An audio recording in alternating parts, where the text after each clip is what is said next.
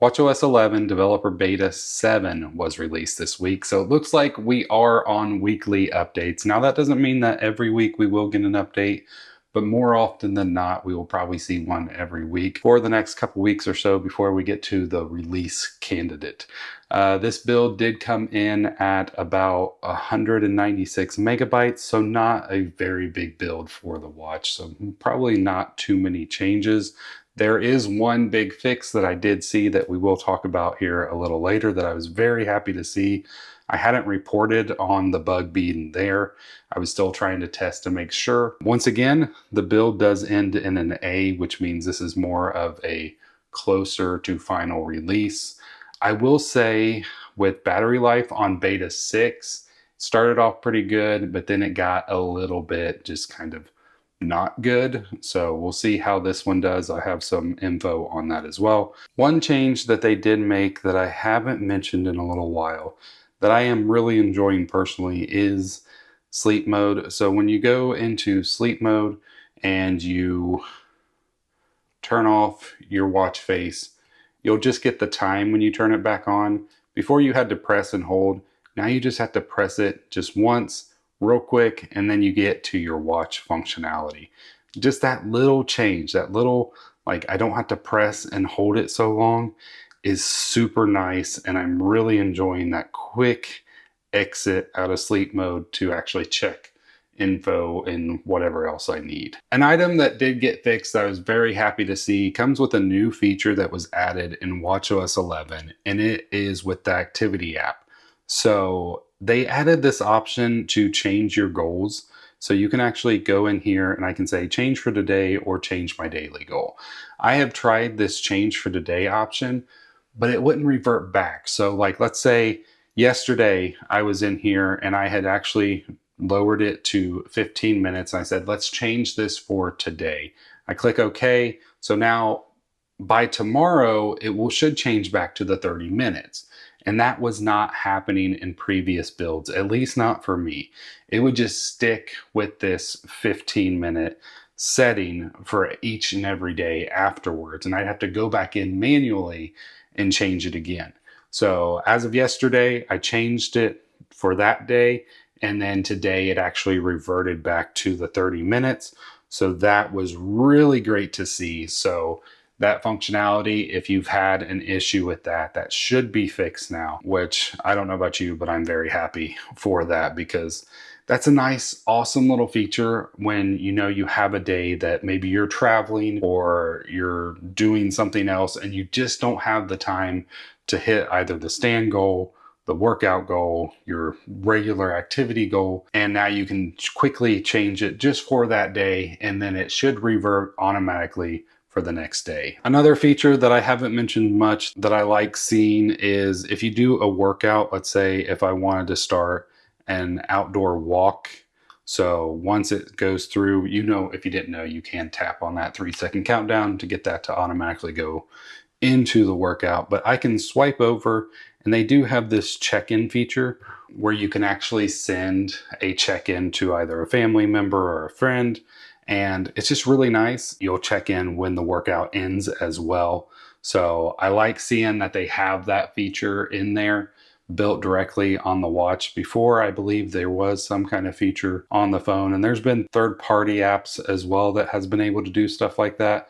But it's nice to see that it is now built directly into the watch for quick and easy access. So I was also playing with the Photos app. So it's still, you can't add it directly from the watch itself. You have to go onto the iPhone. But if you notice this photo watch face right here, I did add, it is a little bit of a new style. So here was the old one that I used to have. And if you go onto the watch, you have this little upgrade button, which really doesn't do anything. It just tells you to open it up on the iPhone to create your new watch face. So what I'm going to do is I'm going to show you how this works. I'm going to go ahead and remove that one because that was one of the new ones. And we're going to move this off to the side, and I'm going to bring my phone in right here. And if you notice, so there was the new watch face. This is the old watch face. This Mandalorian watch face is one of the older styles, but I can just tap on it right here and it can say view new photo watch face. So once I tap that, you'll notice it creates a second one. So now I have two. I really hate, like, because I really loved this font and they have just done away with it. So that's kind of a little bit of a bummer on that new watch face. But I can go in here and now you can see you can have dynamic, medium, small. Obviously, you'll notice there are still some bugs in here, but right here is kind of the one that I like. And then I can change it to a different font if I need to. It looks like, yeah, it's still messed up right there. All that's a little messed up. But they do also give you, you know, like if you want it to look a little bit different. I really like the tritone, and you can kind of just mess around with it however you want. So I kind of think this one looks pretty cool. And you can also change the color of the time itself, and you can even go fully customize. But I'm going to leave it the way it looks right now. You can add a bottom complication. Let's say I wanted to add the activity. You know what? I don't like that on this watch face. So there you have it. I'm going to set this as my current watch face. And I'm going to go back out. I'm going to pull my watch face back in. And you'll notice that, hey, this doesn't look like the original one that I was just having. And that's because this is a two photo watch face. So I actually have two different photos on this watch face. The old one worked the same way. So if I go back, I can actually tap on Mando and he should change, or at least to work the same way. So it looks like something's broke in that with the new beta, because that was working in previous betas. So that's kind of sad to see. Hopefully they fix that, because I really like this watch face. And like I said, I really like that font, and they don't offer that font anymore.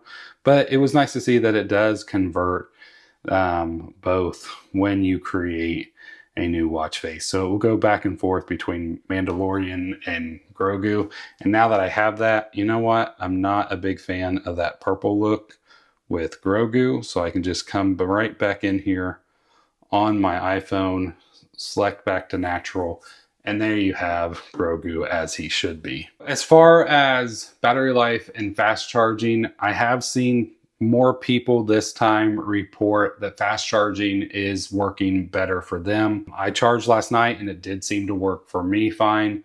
So that was really nice to see that fast charging should be back for pretty much everybody now.